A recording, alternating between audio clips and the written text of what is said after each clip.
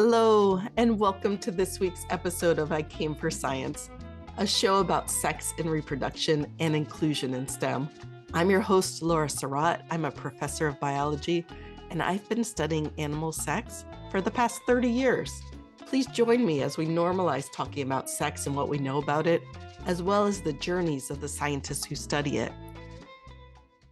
Today, I am so happy to be joined by Liam Colley. Liam is a licensed midwife who has dedicated their career to improving the lives of LGBTQ plus families having babies. Liam literally wrote the book on queer family building. This book is entitled Queer Conceptions, the Complete Fertility Guide for Queer and Trans Parents-to-Be. They are also the director of Maya Midwifery and Fertility, which uses an evidence-based, body-positive, and client-centered approach providing fertility care, support, and training. So welcome, Liam. Thank you so much for joining us. Thanks so much for having me. I wanted to share with you that I loved your book. I learned so much about just basic human reproductive biology, and I'm a reproductive biologist. I don't study humans, but I was like, oh, I didn't even know that. And then even more about information that's of particular importance for people who are LGBTQ plus when making decisions about having their children. It also brought me so much joy to learn about all of the different ways there are for people to have children. I love thinking about that, like just the wide range of possibilities that are out there. So I was wondering if you could start by telling us your current career and your professional journey to that career. Oh gosh, well, that takes me way back. I was just grooving on your appreciation of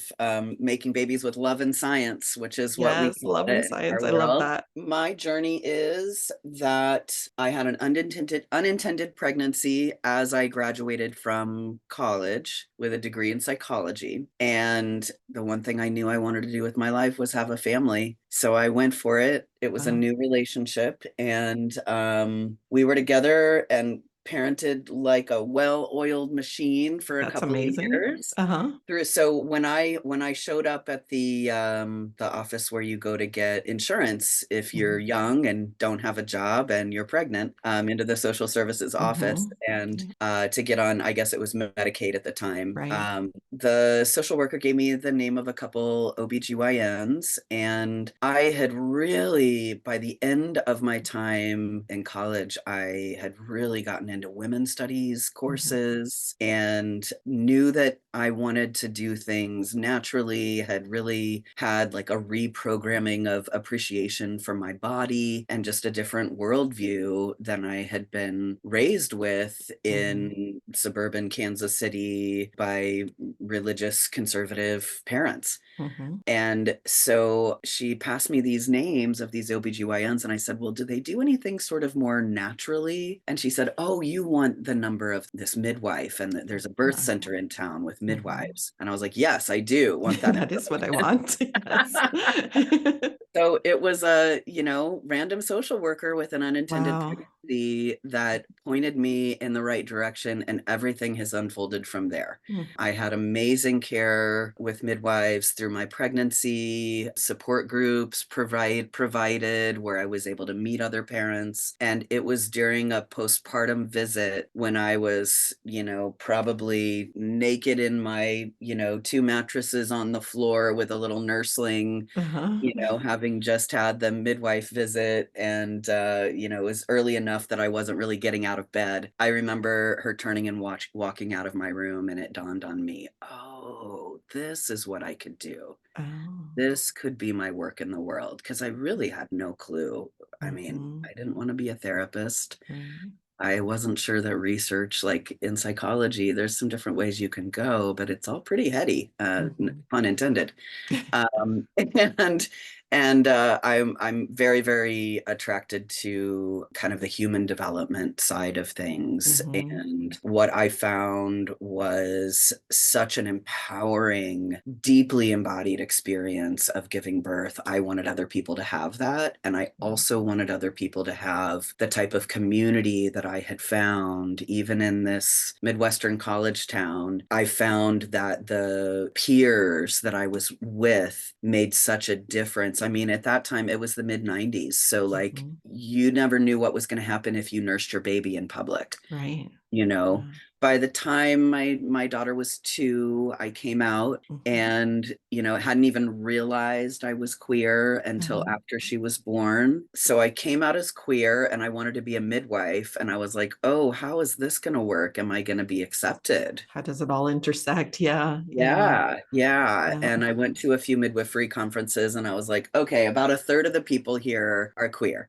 So like, I think I'm Mm. gonna be You're okay. gonna be okay. Oh, And that's it's just cool. been one experience like that after another, Wow. you know? That's very affirming. Yeah. Yeah. It sounds like you've had a lot of affirming experiences. Were there any experiences that discouraged you as you navigated this journey? Well, yeah. I mean, thinking back to that time in particular, midwifery was not legal Ah, in the there's state I was that. living in. That's a pretty big one. So there was that, and So it wasn't legal so at all federally, or was it state by state? it's still state by state. Hmm. I was living in Missouri, Okay. and there was no provision for any midwife who wasn't a nurse midwife to practice. And at that time, people were still getting routine episiotomies in the hospital. Like, I wanted nothing to do with birth in the hospital. Right. And initially, I delayed becoming a midwife because I didn't want to end up in jail with a little child to take care of. Right.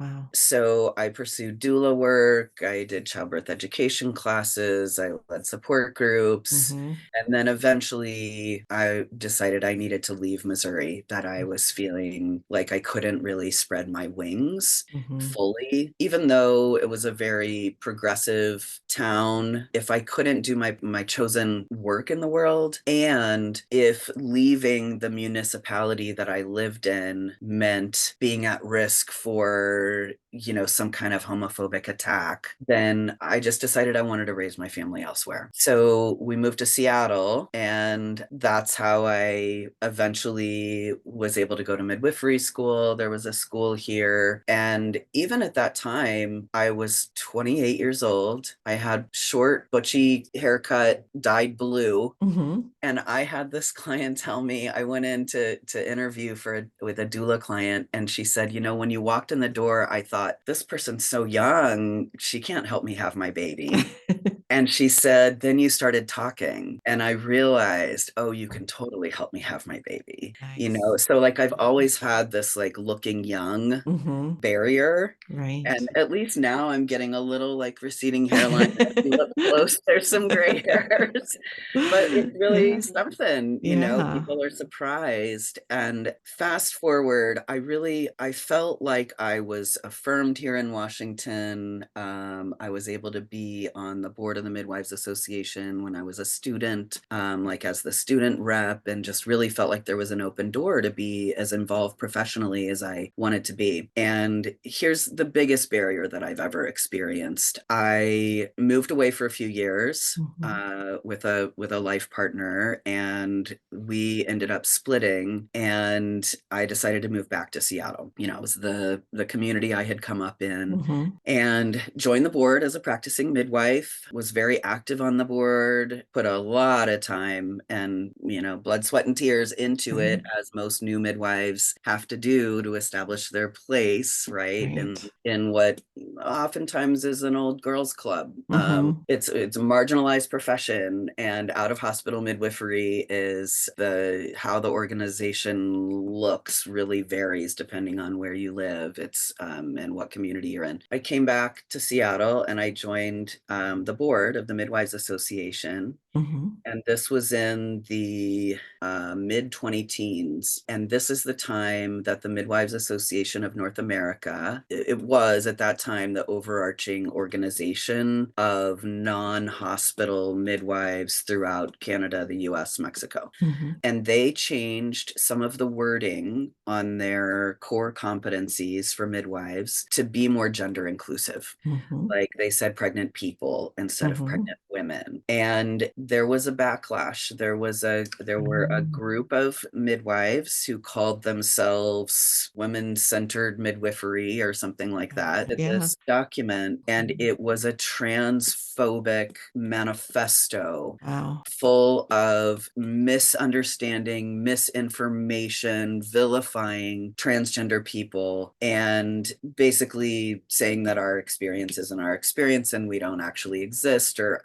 Wow. it's off the wall. Yeah. So I wrote a response and had some other people do some edits with me. We published that. It's now on a website called birthforeverybody.org. Okay. Good to know. And at the same time, I asked my local state midwives association to, similarly change our website to make it gender inclusive and to put out a letter saying, these women born midwifery people are really off base and we affirm all birthing people in Washington state. And it was shocking. Like, it's hard to describe it now. I was really shocked that there was some major backlash even among my fellow board members. But I was really floored to be so betrayed by my community, especially after I had, chosen to move back here so that I Right. have a professional community Wow. that I felt like we practiced similarly, like it was very structured. There was something I could easily plug into. And I already had my foot in the door, right? Mm-hmm. 'Cause I'd been participating since I was a student. Right. And I wasn't even out, like I've always been masculine presenting, but I didn't start my gender transition until perimenopause hit. I Okay. knew I needed hormone replacement. And I was like, Right. what hormone Which is the hormones one? which way should we go with I this? think I know the hormone that I'm gonna go for. I'm So sorry yeah, that happened to you. I'm thank sorry. you. Since you just brought it up, I was wondering, you talked about how your young appearance has influenced potential clients. Has your gender identity influenced potential clients and made them react in any particular way? Yeah, I mean, that was the most surprising thing for me, moving from central Missouri to Washington in the year 2000. So we're talking early aughts. And I mean, that one client that said, "Oh, I didn't think you'd know," it was so reassuring to me. And actually every family who hired me to be their doula was so reassuring because I was so clearly presenting queer. Mm-hmm. And I did look very young. I Right. also had a 5-year-old, and I had been steeped and immersed in everything birth and babies, Right. she was 5 when we moved here. So by then it would have been like 6 or 7. Yeah. That was the most striking to me, was that I would walk into people's homes, think, oh my gosh, I have nothing in common with these people. And they would hire me over Wow. and over and over It's again. amazing. So at that point, all you need is some affirmation. And I was able to let it go. Like, even within that first year, Yeah. I had been accepted by so many families, and valued so deeply by so many families. I just figured, if you don't want to hire me because of how I look or how I live, Right. then please don't. Yep. That's even better There's that so many way. Yep. people who will. Yep. It seems like you've really been on the forefront of queer family planning as it's become more available to more and more people who are seeking it. And I was wondering what advice you would have for others who are interested in getting into this area of work for their career. Well, number one, I would say, please remember that your generation having easy access to such work stands on the shoulders of those of us who have done it for so many years when nobody else was, and found a path where there was none. I was trained by somebody who took it upon themselves to figure out how to extend the practice of midwifery to queer families who need donor sperm to conceive. So my predecessor trained me. I took over the practice in 2006. And I've spent time at conferences, reading textbooks, hanging out in medicalized fertility settings, and the embryology lab, in the andrology lab. Like, I'm very much self-taught, but it's because there wasn't a model. Right. Even the studies on donor insemination are mostly 2014 and more recent. So we did this Right. before there was any research, and we did it based on what we knew about the physiology of the human body and how frozen sperm works. Right. Right now, as these studies have come out over the past 10 years, study after study affirms the way we've been doing things all along, which Very is, if cool. it's not broke, don't fix it. So now we have a body of research, and we have at least one well-tenured midwife who's Right. been in this field for a very long time, teaching a training course. There is another midwife who's a new midwife, who's very new in the field, who's also started a training course. Mhm. As I understand it, the depth of our experience is reflected in what we're Right. teaching. Yeah. So So if there they are wanted to get into this some field, they could take your training course. That would they be a could good take place my to training start. course. Yeah. Yeah, and there are also some articles that are going to be coming out this Okay. year, one of which I have written. It's Therapeutic Donor Insemination for LGBTQ Families, a systematic review. All of the research is there for providers in primary care and just basic gynecological health or queer health settings Mhm. can easily do donor insemination. It does not require a fertility clinic, and it's actually a non-medicalized approach, is more in alignment with the research. Mhm. And so our families are being charged a whole lot more money in fertility clinics than is necessary. And it's giving us a 400% increase in the rate of twins just Interesting. by giving people ovarian stimulation when they don't need it. Right. Oh, So it's wow. not like this is a trade-off at all. No. Yeah. So as people understand that this can be done in primary care settings, there's actually going to be a paper trail of research to support you in this practice. And what I'm hoping will happen from there is that education programs will actually pick this up and start teaching it. So I'm guessing that we are just now at the broadening part of that funnel that's going to Yeah. make this a lot more accessible for people who want to provide the care and of course people who want to build their families. So that's how I'd answer that question, is that Yeah. you are the first generation of folks that have this handed to you on a platter. And please don't forget that the rest of us are out here trying to make ends meet, and at the very least credit us where credit is due. Absolutely. Two questions. One is, what do you mean by therapeutic in your use of therapeutic? So insemination Mhm. is simply putting sperm cells inside a body that can conceive a pregnancy. Mhm. You could do an at-home insemination if you had a donor that you knew and you wanted to just, people call it turkey baster, but you really Mhm. don't, like, you wouldn't use a turkey baster, Right. like use a syringe. That'd be uncomfortable. Yes. I know, right? For so many reasons. It's not really, but that's what people say. So, yes, that's an insemination. But when we're Okay. talking about doing something in a medical setting or with clinical support, you don't need clinical support to put a sample of semen inside with a syringe. That's easy. Mhm. And please don't let a provider tell you that you need help to do that. You might want a chart note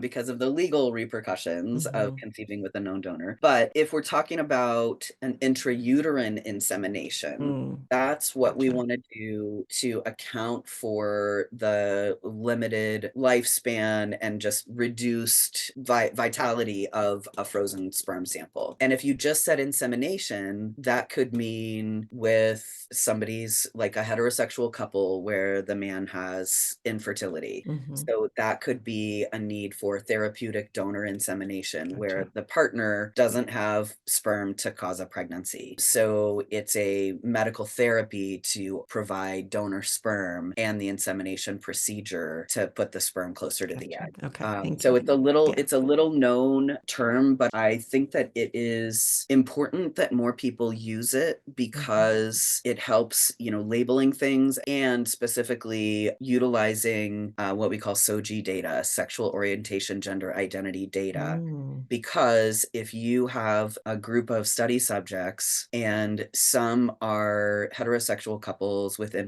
male infertility, some are single women of maybe any orientation, Mhm. and then you have lesbian couples, Mhm. that population is actually not the same. In the very little data we Mm. have, even single women have a slightly lower chance or like overall pregnancy rate or even per cycle pregnancy rate. I can't remember which one it is because maybe they've had opportunities to conceive in the past and it hasn't happened. Not that lesbians don't ever have sex with men, right? Like Right. there's a Yeah. whole lot of Yeah. pigeonholing. Like that's why I said air quotes with lesbians. Right. They could have been two transmasculine people in a gay relationship, Yeah. but they had Lots the of different. equipment, Yeah. right? Yeah. They're going to get called lesbians. Yeah, when you group people together because they're doing donor insemination, but there's different indications for that, Mhm. there is a higher rate of infertility coming from those families who thought they just had male infertility, but maybe Mm. it's both. Same thing with single women. There's not a bunch of replicated research, but there is definitely a theoretical foundation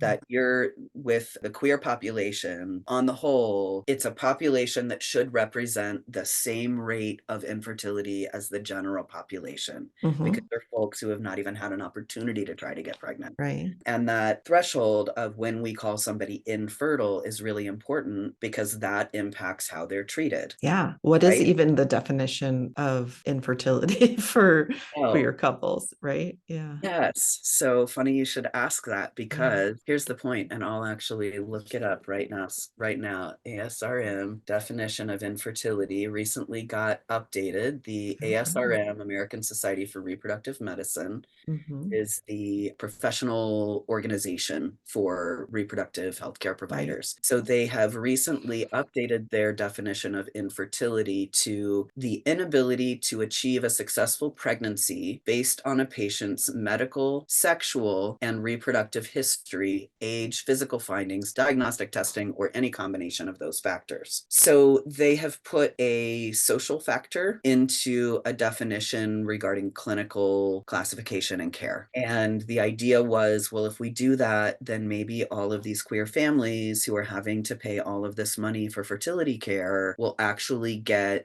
some funding from some coverage from insurance. Oh, that's fascinating. Yeah, because for so many years it was just if a couple's been trying to conceive for 12 months and can't conceive, but like, yes, a queer couple could try Exactly. for a very long time and it would not work. Yes. Exactly. And Yeah. some of the insurance policies will say, well, you have to do 6 cycles of IUI or we will pay, because you need 6 attempts. And if you can't attempt on your own, then, right? So Right. the whole thing Wow. presumes that these folks are going to be in infertility clinics. And if we just go back and look at all of the pre-pregnancy care guidelines that are out there, Right. American Association of Family Physicians, the American College of Nurse Midwives, even the American College of Obstetricians and Gynecologists, ACOG, all have pre-pregnancy care guidelines that are also appropriate for recipients of donor insemination. There are a few things to know as a provider of therapeutic donor insemination. If we take people out of this problematized model of care where they're being treated for infertility, whether they actually have it or not clinically, then that's where we get into the higher rate of twins. And if you think about it, I think that for a lot of families, they're like, great, we can have both our babies at once and be done. Well, a twins pregnancy is a high risk pregnancy.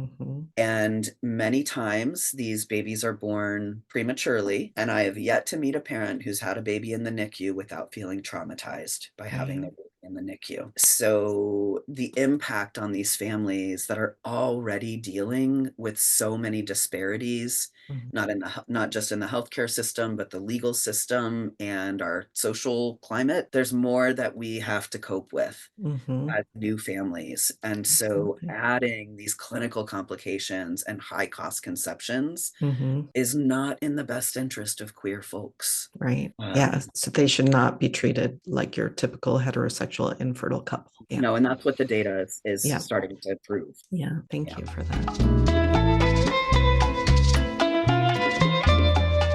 So I want to turn to your book a bit, and I was wondering if you could explain what you mean by the term queer conception. What does that encompass? Yeah. It's any conception outside of social norms. Okay. You know, one of the broadest definitions of the word queer is just outside of social norms. If you're queering something, then you're just doing it differently than what's normal, and often in a way that is in more alignment with oneself, that's more in alignment with embodiment, love, you know, like for really good reason. So queer conception could be a surrogate pregnancy. It could be an IVF procedure where one partner gets to carry an embryo created with the other partner's egg. It could be cis man and a trans man in a relationship together who are able to conceive on their own, but they're still building a family as a queer couple. And so, you know, it kind of, if you think about, there are many reasons why LGBTQ is all in one acronym because of the intersection of gender identity identity and sexual orientation. Mm-hmm. Just by being homosexual, you are existing outside of societal gender norms. Mm-hmm. Right? If you're assigned female, you're supposed to marry a male. So even just being queer is gender transgressive. Mm-hmm. Which is not to say that there aren't lesbians who are both very feminine identified and probably pass as straight women in the world, Right. but that's not their internal experience. And even those folks are experiencing invisibility. What happens to the other mother in that situation? Right. Yeah. Right? When everything about pregnancy is about the mother, the mother, the mother. Right. Well, then who am I? Right? Yeah. So it's an experience unto itself that in so many ways, what I tell people is every identity you walk through the world with intersects with your identity as a parent. Mm-hmm. So when you become a parent, Mm-hmm. whatever marginalized identities you have, you are going to experience in your parenting in ways that are often just intertwined and you can't even pick it apart. You just know that when you go out in the world, you never know what you're going to get. You never know what questions you're going to get, whether you're going to be seen, not seen, welcomed, not welcomed. And that's something that we're having to navigate all the time, even as we conceive our babies. There's no more gendered environment than a fertility clinic. Let me just, it's pretty intense. So sometimes people come to me for care just because they cannot stand that type of environment. It would feel the opposite of affirming. Right. Get go. One thing I love room in this field. I do hope that more people take up the mantle. That's what I'm trying to do. One thing I was struck by in your book was the number of questions, the amount of thought that queer people need to put into their decision about building their family. And like heterosexual couples don't, they just don't, right? And you have these just list of questions of things that people should be thinking about in the decisions they have to make. Could you touch on some of those questions that you think are most important? Well, even the decision about a donor is really complicated. And this is where I will say there's a lot of difference between donor conception and a surrogate pregnancy, right? For gay men, there are different types of decisions that they're having to make because they have to choose a donor and a surrogate. Right. And all of that comes with price tag in the tens of thousands. Mm-hmm. For donor conception, which is my wheelhouse, is in donor conception because my training is as a midwife. So my focus is on bodies that can carry pregnancies. Right. Not that I don't help gay men sometimes too. So when you need to choose a sperm donor, the sperm banks, they no longer guarantee anonymous donors because of at-home DNA testing and social media. Those two things have made anonymity pretty impossible. Right. So most donors have signed a release most donors at this point in time, which was not the case 20 years ago, have signed a release to have their identity revealed when the child turns 18. Most sperm banks have family limits around 20 or 30 and may operate in different cities. So it is not uncommon for a donor conceived child to have hundreds of siblings around the world. Oh, so it'd be like 20 or 30 in each city that they practice in. Oh, I didn't understand that. Or maybe in a different country. Right. Yeah.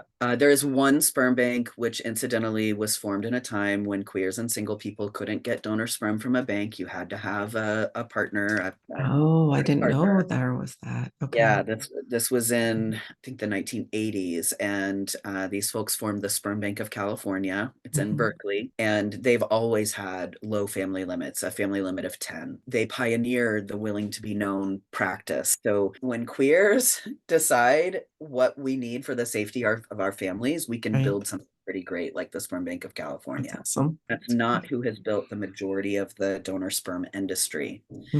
And there is recently, within the past few years, a lot more conversation in the public sphere about this conundrum of all of these kids who are half siblings biologically out there in the world, and they could meet each other and fall in love and then find out they're siblings, right? Sibs, yeah. Or just be like, gosh, am I a commodity? And so a lot of queers are deciding to choose donors that they know, and people are conflating people they know with people they find on a website that want to be donors. And we'll meet you. but you Okay. don't really know them. Don't know them. You don't know how And many you other didn't go to people. school with Yeah. them. No. You haven't been friends for 20 years. They don't Right. live down the street. So this is the decision that people feel like they're up against. They're like, Mhm. either I have a kid with hundreds of siblings, or I build trust in short order with a relative stranger. Mhm. Could also be telling hundreds of people the same thing. There's a show on Right.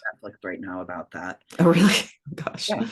Oh, Where egg donors, totally different story. yeah. Egg donors, you get a whole file. You Huh. get baby photos, adult photos. You get to meet them sometimes. So it's really different depending on the route to family building that you're choosing. And so for people who are getting pregnant with a sperm donor, it really is a conundrum, and it really is an important decision, because if you make a baby with somebody and that person knows you and you know them, you know where each other live, et cetera, et cetera. Let's say they don't turn out to be the person you thought they were. Or let's say they have a change of heart 5 years down the road and they want visitation. Well, if you've been calling them baby daddy, and if they've been out in the world calling themselves your child's father, that establishes a custody case. So there's a real Wow. legal overlay here. And Right.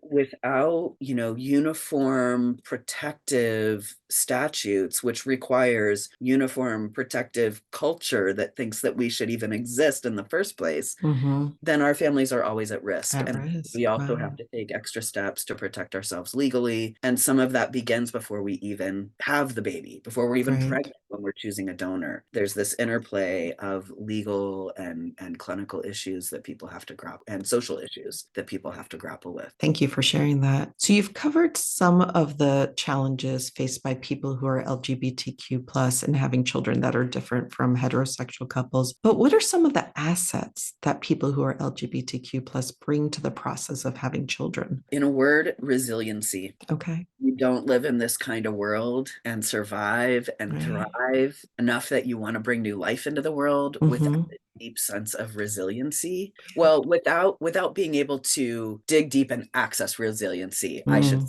because not Definitely. everybody realizes how resilient they actually are. And they've already had to live that resiliency, I guess you could say. Yeah. Yeah, it's just something we just do, Yeah. right, in order to exist. And so we don't Hmm. realize that we're doing it. And then what I see, let me tell you what I witness. Yeah. I run a pregnancy program, specifically, it's specific to LGBTQ folks. Hmm.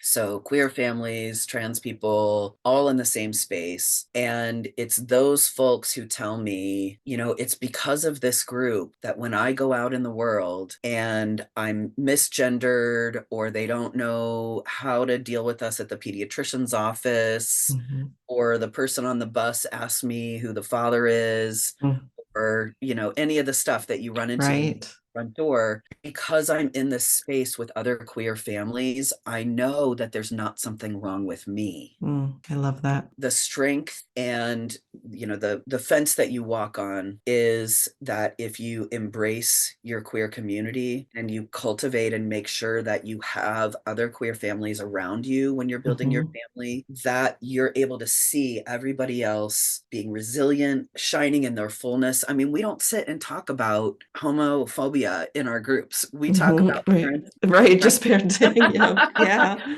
But when you're Yeah. with people like you, I mean, we do talk about queer stuff sometimes. Hmm. You get to see that reflected, and it builds, and there's a synergy there that you carry with Hmm. you always. And it's the families that aren't accessing any support that I worry about. Right.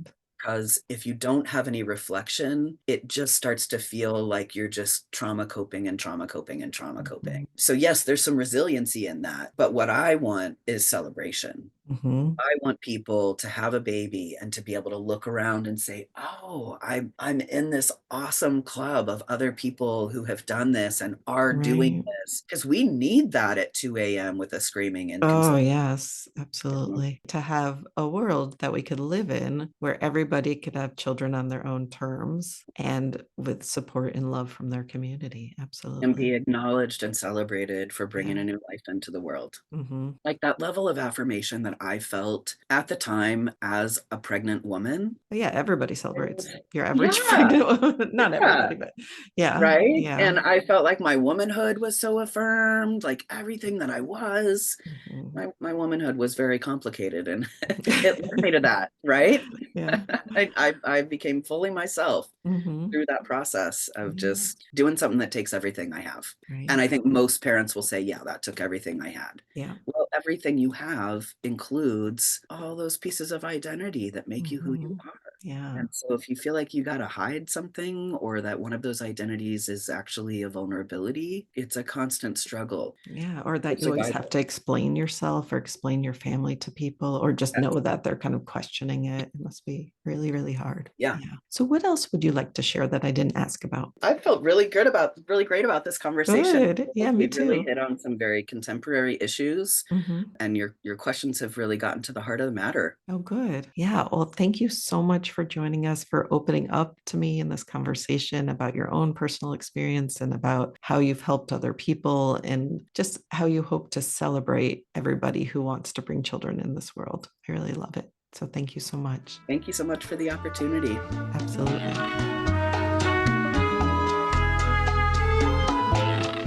And thank you all for listening. Thanks also to our production team, Isabel Espinoza, Lane Patton, and Daphne Trilliana. The music used in this episode is from I Don't Smoke by the Mythical Score Society.